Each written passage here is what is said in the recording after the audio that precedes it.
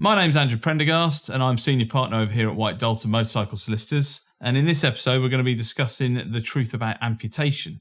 So to do this, we're very lucky to have Mr. Mike Booth, aka Boothy. Welcome. How'd you do? Good to see you. Good to see you too, sir. So, Boothy, a lot of people out there will already know you from appearances on 44 Teeth, from your motorbike racing and the like. But for those who don't know you, just sort of give us an introduction to your background in racing and history, I suppose, briefly. Yeah, okay. So I started racing bikes when I was about 6 years old. Kind of went through the sort of off-road racing scene and started racing on tarmac when I was a teenager. Yeah. Started racing on roads, so the Isle of Man TT, stuff like that when I was in my 20s. Wow. And then also was been involved in motorcycle media, so I've worked for motorcycle magazines and lately, as you said, 44 Teeth, so making videos for the internet, riding bikes. So that's the main thing. Yeah, it's not so much making the videos you like doing, but you love riding the bikes. I love riding bikes, yeah. Fair play. So we got that in interest.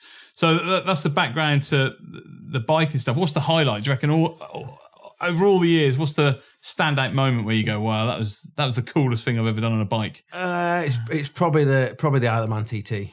Yeah, racing around such an iconic circuit, such an iconic event.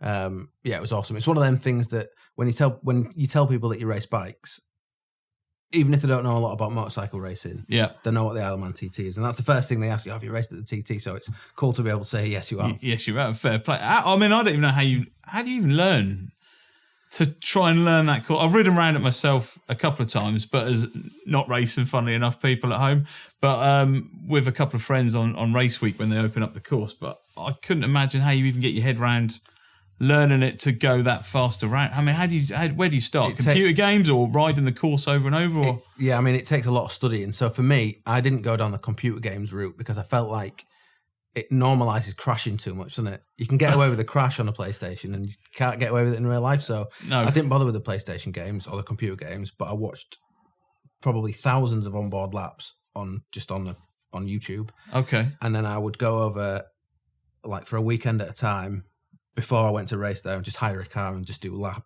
after lap after lap. I'd do 2 or 3 laps, sit in a hotel room, watch a couple of onboard videos, get an hour's sleep, go and do some more laps. Wow. So I'd done plenty of laps by the time I raced there, so I knew where it went left and right. But I had no idea how you even go about it, I suppose. Now, we could talk about bikes all day long, which I'll be honest, will be a lot more fun than what we're going to delve into.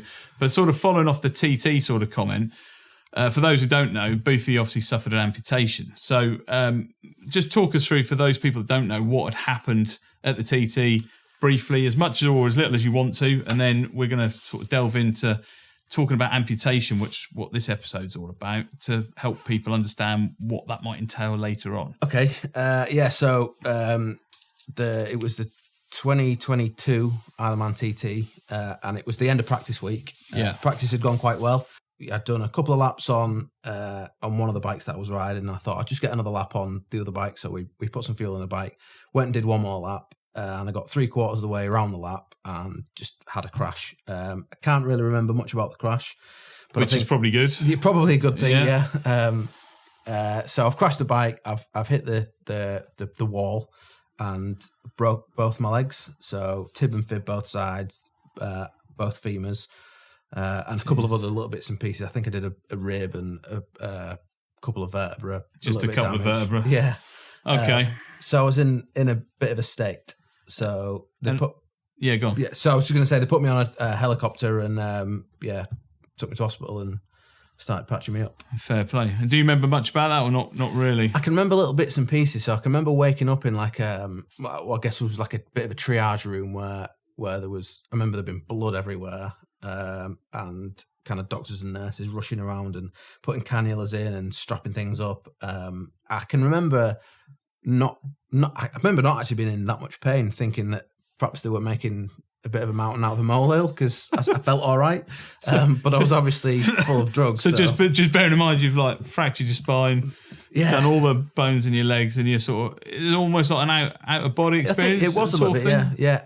I think just because I was that high on whatever the pain meds that they'd given me at the time, it just felt like everyone was making a fuss. But obviously I was in a bit of a state. To state the obvious. Yeah. Fair enough. So in this episode we're talking about amputation. So your amputation wasn't traumatic at the scene. No. Yours is something that happened a week or so after the accident. That's right, yeah. So a planned operation, a planned surgical procedure to amputate your leg. I mean, you must have then had the discussion that led to that. But what was that like, and what had happened to get to that point in the week? So what had happened to your leg, I suppose? Obviously, I'd had the injuries, which were traumatic.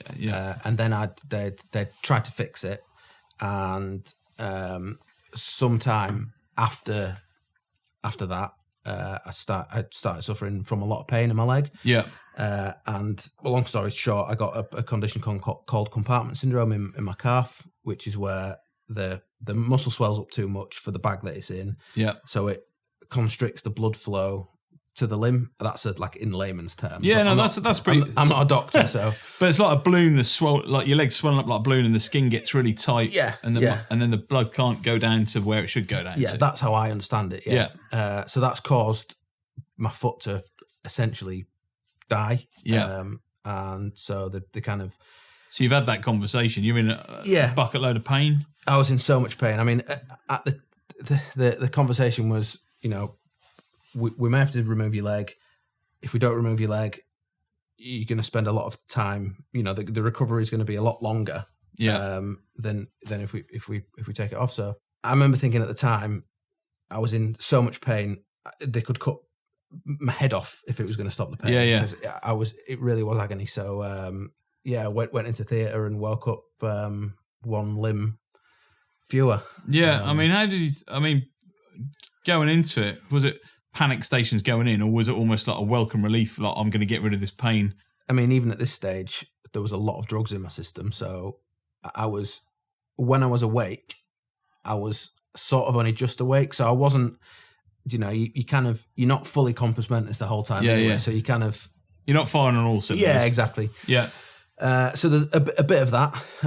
And also, like I say, because I was in so much pain, I wasn't really thinking about in a year's time, in 5 years' time, in 10 years' time. I was thinking about making something happen to stop the pain. Yeah. And I do remember having a conversation with my family at the time and saying, we see on the telly, we see a lot of people that are able to do a lot of things with prosthetic limbs. And like the Paralympians or whatever. But it's only, exactly, yeah. That's what we see on TV. That's not always the reality of what life is like. Yeah. Fair to say. Yeah, definitely. I maybe wasn't thinking about that at the time. I was thinking about all the things that I may be able to do with a prosthetic. If you sort of turn your mind back, I'm guessing waking up from surgery, not the best day of your life. No. To say the least. Yeah, definitely not. But then at the same time, because I knew I was going to wake up one limb less. So there was no great surprises. No. So like post surgery, you're laying in bed. I'm guessing you're there for a while. I know the NHS do a great job. So rehabilitation wise or treatment wise, do you have to have physiotherapy? You go into like special treatment? Just talk through what happens after an amputation, how you then start learning to heal from that. And it takes a long time. So what do you have to do? So I spent about 2 months in hospital after the injury and the amputation, and then it was towards the end of that 2 months I got measured up for a prosthetic limb, which I didn't receive until a couple of weeks after I'd been out of hospital. But to be honest, because both legs were quite badly damaged, when I did get the prosthetic, I still couldn't stand up because it wasn't just the injury to the bottom of my right leg that was the problem. Yeah, you had other. Everything was smashed. So the physio didn't really start in earnest until probably the Christmas. So the injury was in July, was it 22? I think I said July at the beginning of this, didn't I? It was actually June. It was June. It was June, yeah. It was your leg, your accident. Yeah. Anyway. So yeah, it was mid 22. Yeah, it was summertime 22, and it was probably Christmas when the physio started properly. So it's like 6 months of I've been in a wheelchair really. Yeah. But yeah, by the winter time, I was able to kind of get up on my feet and start doing stuff with the physio, and it wasn't intensive physio. It was a lot of kind of stretching and gentle strength building and stuff. So had you lost? Because I know some of my clients who've suffered amputation. You've lost muscle mass because you've been sitting there, or you might end up with a sore bum basically because you've been sat too long. Yeah. Was it that kind of stuff? So you need to literally build up your strength again. Yeah. So I actually, whilst I was in hospital, I lost loads of weight. And then when I got out of hospital, I started putting all the weight back on, but in the wrong way, because I was just not able to do a lot of exercise, but I was able to eat what I wanted. So by Christmas time, I put a bit of weight on. I was a bit podgy. I don't know anything about that. But yeah, it was. I just needed to. The physio at the beginning, it was mainly just building the strength back where I've lost it, and the being able to get the range of movement back in my legs. So yeah, a lot of people don't. Again, if we sort of use famous Paralympians as a kind of snapshot of things, that's the bit people don't see. It's all the hard work to be able to get to just standing up again out of a wheelchair, or just being able to go and use the loo, or stand up and make a cup of tea. Yeah, it's a massive effort. Yeah, and everything is more difficult now. Even now, 2 years later, where I am a lot better on my feet. My balance is a lot better, because balance was something I really struggled with. Yeah. Even now things are a lot more difficult, because you're dragging around like a lump of metal behind. Well, we'll have a look at your leg in a little while, if that's all right. Yeah.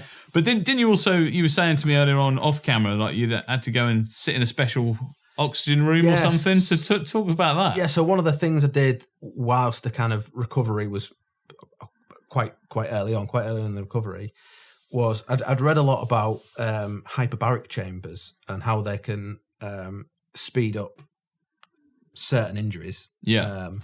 And I know so for the layman, what's a hyperbaric chamber? Or what does it do? So there's different versions. The version I went in, it's like a massive tube, like a big torpedo with a door that opens, and you climb in, shut the door, and again, I'm not a doctor, I don't know the exact science of it, but my understanding is they fill this tank up with oxygen, like a higher level of oxygen. I think the air we breathe's got 15% oxygen in it, something like that. Okay. They pump way more oxygen in, so the air you breathe in is got loads of oxygen, and obviously the oxygen goes into your blood and speeds up the recovery of bones and muscles. And I think it's one of them things that the science is a little bit vague on, and there's certain doctors that aren't sure about it.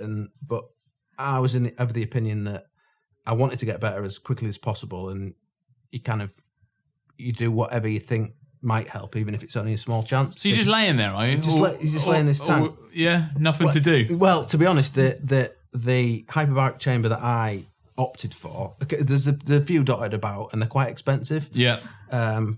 So I wanted it to be the right one. The one I chose, they advertised it as having Netflix in this. It's a luxury chamber. So I thought, brilliant. If I'm going to lay there for 45 minutes at a time, I'll be bored out my nut. If I can put the telly on, happy days. So when I got there, climbed in the tank, they put the telly over so you could watch Netflix. Yeah. There was no sound. They didn't have any speakers. So you just had to sit there watching the bloody subtitles on this thing. So you're stuck in a tank that they've sold to you because it's got Netflix. Exactly, yeah. And you can't even hear it. Just had to read. And I'm not very good at reading. So. Wow. But anyway, to be honest, after this course of hyperbaric treatment, I went back to see one of the consultants, and he was quite impressed with the rate of healing of the bones. Actually, my other leg that he was looking at. Yeah. So whether or not it was the hyperbaric chamber that helped, or the fact that I was trying to eat a bit more healthy, and you never really know. No, but it didn't do you any harm. I don't think it did me any harm. Apart from a bit of boredom and not being able to read. Fair enough. So I suppose with regards to, people would have seen you publicly in just like these snapshots, and that's not always true life, it'd be fair to say. Like snapshots on 44 Teeth or YouTube or whatever. So you're quite a famous face in the motorbiking world. But that's not always true life, 24/7. So are there any sort of significant setbacks during your recovery? Any bits where you're like, this is tricky and this helped me through it or whatever? Sort of for anyone else going through that kind of thing back at home? Yeah, there's been times where it's been really difficult. But just recently, actually, I'm not entirely sure if it was an infection or there was an issue with my leg, which meant I couldn't get the prosthetic on, so I was back in a wheelchair, back on crutches for a little while. And this is in the last sort of couple of weeks? Yeah, it was the last couple of weeks, yeah. And it's not particularly uncommon. It doesn't happen all the time, but the problem is you never know when it's going to come. Yeah. And it's not just that. There can be It can be uncomfortable at times. So whilst on a good day, I feel like it's not going to stop me doing anything. I feel like I can do anything I want. Yeah. On a bad day, it really does stop you doing a lot of things. And you know, a lot of the things that you want to do, you kind of have to grit your teeth and just suck the pain up because it just hurts. Yeah. Like we've recently got a new baby, and congratulations. Thank you very much. So as we were saying off camera, like your last 2 years has been pretty busy, pretty hectic. Yeah. Racing, crashing. Yeah. Got married, had a baby. Yeah. So I mean, I didn't have the baby, so I'll just ladies out there, he was involved, but not for the birth bit, obviously. But your life has been busy anyway, and this is on top of it. Exactly, yeah. So, I think it's doing stuff like that. It's, you know, like having a baby. You realise that actually you kind of rely on your fitness and rely on being able to just get up and do stuff. Like we was chatting earlier on, and you know, that thing of waking up in the middle of the night because you need to go and see to your baby. I can't just get up and go. I've got to wake up, put the light on so I can find my prosthetic. Yeah.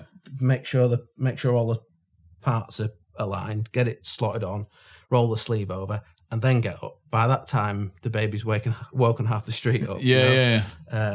So is that So that's the bit people don't see at home. The actual day-to-day life of dealing with stunt management, dealing with getting out of bed, worrying about a fire in the house. Yeah, exactly. Or burglars or something. Yeah. You can't do anything in a hurry. And you know, some people say to me, you know, if I try not to complain about it too much, but if some people, you know, if it's a little bit sore and I've maybe said, oh, I'm struggling with it today, they'll say, oh, just take the prosthetic off and have a couple of hours, give it a rest for a little bit. But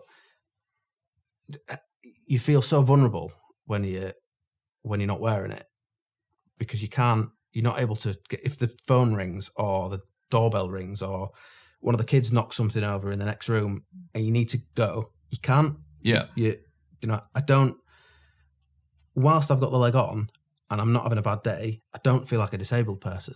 Yeah. As soon as the prosthetic is off, I'm completely disabled. Yeah. You know? Particularly if the wheelchair isn't in reach, or particularly if the crutches aren't in reach. So it's you rely on having this prosthetic limb, but at the same time, if you wear it too much, it causes problems. So I feel like I'm always in this trying to find this fine line, this knife edge of a bounce. Yeah, I mean, without no pun intended. Yeah, it's a bounce. Yeah, but where I've had clients in the past where they go, yeah, I might have 5 days on my leg, and then I need 2 days off it back in a wheelchair again to rest up. Yeah. Whereas if I just saw you down the street on your leg, I'd be thinking everything's fine and dandy, but I wouldn't have seen you 2 days on the sofa going, right, I've got to rest this. Yeah. And with your stump in particular, because again, people would have seen you on various YouTube channels and stuff doing, you know, riding a bike, for example. But as I understand it, like it's ongoing. It's not all fine and dandy. Because pretend that's a foot. Obviously, the bottom of your foot is super hard skin to walk on. Yeah. But your stump isn't made of super hard skin to walk on. So we'll have a look at the leg in a minute and how it sticks on your leg as it all attaches. But the stump still causes you troubles. Yeah. It's like you said. It's that part of your leg isn't kind of designed for all the weight to go through. So the more I do on it, the less comfortable it becomes. So I've just got to be a little bit careful what I do, and I'm learning. I'm still learning now. Yeah. I've been learning over the last couple of years what I can and can't get away with. And you know, you mentioned riding bikes and stuff, and I have been able to ride some bikes over the past couple of years, and it was amazing to be able to do that and get back on it. But I feel like sometimes it's the cost of doing that now is almost too great, because I know if I spend a day, or if I spend a few days on my leg and riding bikes, which I did a few times last year, I can't then, when I go home, I can't do the things that I need to do. Do you know, I need to have a few days. It basically knocks you out. It knocks me out, yeah. I can't do the dishes. I can't get up in the night and go to the toilet because I need to give the leg a rest. So it's kind of, I've been working on that balance. And to be honest, I'm hoping that in the years to come, my stunt management will get better and it'll become more hardy and I'll be able to do more stuff. But you just I'm learning that you can't really bank on anything with an injury like this. Okay, and Boothy, because this is such a big topic, an interesting topic, what we'll do is we'll end it here and then we'll come back for part 2, if that's all right with you. No problem. Super. Thank you. Tune in next time for part 2, talking to Boothy and amputation.